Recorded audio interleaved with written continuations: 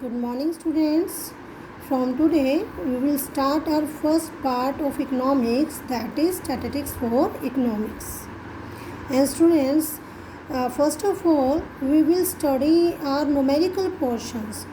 So now we will discuss our ninth chapter, that is measures of central tendency, arithmetic mean.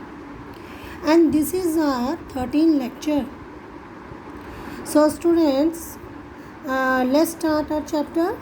So what is the central tendency?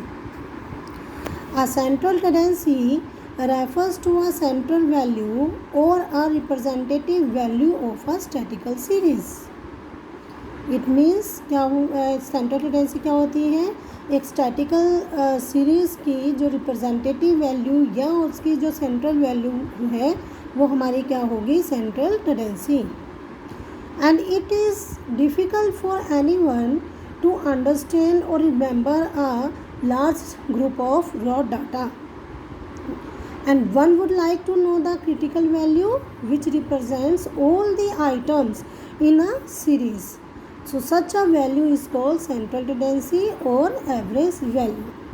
ये students अब हम सबके साथ ही है ये चीज़ कि हम लोग जो है अगर हमें एक साथ बहुत सारे डाटा हमें दे दिए जाएँ तो हम उसको को याद नहीं कर सकते. वो हमारे माइंड में बहुत और अगर हम कर भी लेंगे तो बहुत लंबे टाइम तक उसको याद नहीं कर सकते.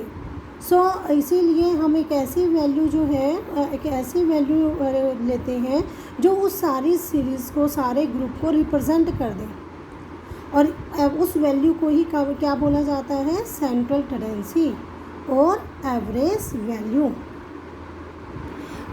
For example, if it is said that in 2011-12 provisional estimates of average income of the people in India was rupees 38,037 per annum.